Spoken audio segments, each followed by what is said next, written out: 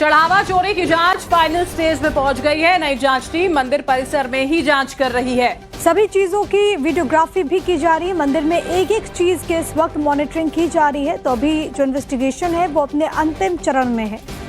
देखिए सभी चीजें जो हैं उनकी वीडियोग्राफी हो रही है। एक एक चीज जो है उसकी मॉनिटरिंग की जा रही है। अब ये कहा जा रहा है कि अब अंतिम चरण पर ये पूरी की पूरी जांच जा पहुंची है। अब सारी पिक्चर क्लियर हो जाएगी। अब देखना बहुत अहम होगा कि आखिरकार इस पूरे मामले में क्या चीजें सामने आती है। ऑलरेडी कई गिरफ्तारियां हो चुकी हैं, कई हैरान कर देने वाले खुलासे भी हुए हैं कि कैसे राम मंदिर में चढ़ावा में चोरी हो रही थी और कैसे जो लोग जो कि इसमें लिप्त थे उन्होंने बाकायदा बहुत कुछ अर्जित कर लिया, घर बना लिया, बिल्कुल ऐसी जिंदगी वो जी रहे थे, लग्जरियस लाइफस्टाइल मेंटेन कर रहे थे। लेकिन अब इस पूरे मामले में और भी इन्वेस्टिगेशन चल रही है। परत दर परत ये पूरा मामला खुल रहा है।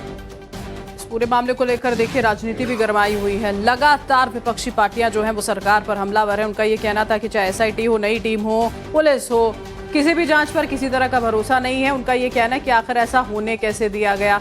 जो बड़े लोग हैं उन्हें बचाने के प्रयास किए जा रहे हैं। लेकिन बार बार ये कहा जा रहा है सरकार द्वारा कि देखिए दूध का दूध पानी का पानी हो जाएगा। मुख्यमंत्री योगी आदित्यनाथ द्वारा ये बात कही गई थी और ये कहा गया कोई आपके पास सबूत हैं, आप जानते हैं कुछ हुआ है तो उसको लेकर आइए, पेश कीजिए सब कुछ। लेकिन सिर्फ सवाल ना उठाइए, मदद कर सकते हैं तो कीजिए।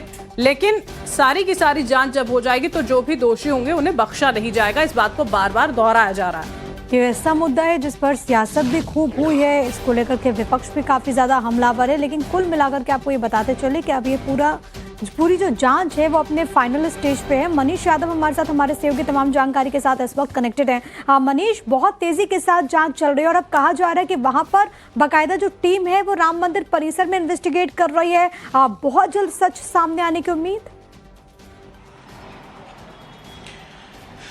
देखिए बिल्कुल, चूंकि सुप्रीम कोर्ट इस पूरे मामले की निगरानी कर रहा है, उसी के निर्देश पर जो टीम है उसको रीशेप दिया गया। तो ऐसे में टीम की कोशिश ये है कि पूरा सच बाहर आना चाहिए। हालांकि एसआईटी की जो 3 सदस्यीय टीम थी उसने भी राम मंदिर परिसर के अंदर जाकर सीसीटीवी फुटेज खंगालकर वहां जो काम करने वाले कर्मचारी हैं उनके बयान के आधार पर, बाकी जो ट्रस्ट के पदाधिकारी हैं, मेंबर हैं, उनसे पड़ताल करके एक रिपोर्ट तैयार की थी जिसमें 8 नाम निकलकर सामने आए थे और वो सभी जेल पर हैं, जेल के पीछे हैं।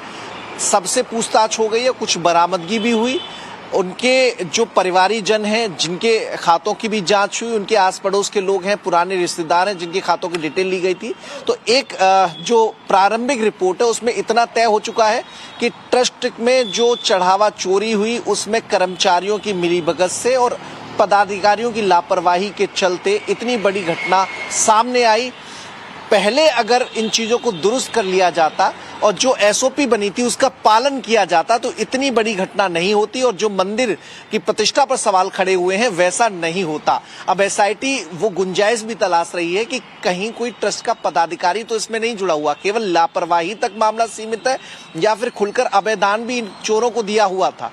तो ये जांच की कोशिश में एसआईटी की टीम जुटी हुई है और बहुत जल्द ये जांच पूरी करके सुप्रीम कोर्ट को रिमोट जो है दाखिल की जाएगी, सबमिट की जाएगी और फिर सुप्रीम कोर्ट की निगरानी में जो एक्शन होना है वो राज्य सरकार लेगी। ठीक है, बहुत बहुत शुक्रिया मनीष इस तमाम जानकारी के साथ आप हमारे साथ जुड़े। फिलहाल के लिए शुक्रिया। तो इस पूरे मामले में लगातार एक्शन भी हमने देखा, लेकिन देश के सर्वोच्च अदालत में ये केस पहुंचता है जिस पर सुप्रीम कोर्ट में सुनवाई हुई, नई एसआईटी के गठन के निर्देश दिए गए और इसके बाद अब जो टीम है वो इन्वेस्टिगेट कर रही है, आखिरी चरण में है। क्योंकि आपने देखा कि कैसे ट्रस्ट पर भी सवाल उठे थे। हालांकि उसके बाद ट्रस्ट में बहुत सारे बदलाव किए गए हैं, नए सीईओ को लेकर के प्रक्रिया बहुत तेज है, लेकिन अभी भी कई सारे सवाल हैं जो कि लोगों के जहन में है, राम भक्तों के जहन में है।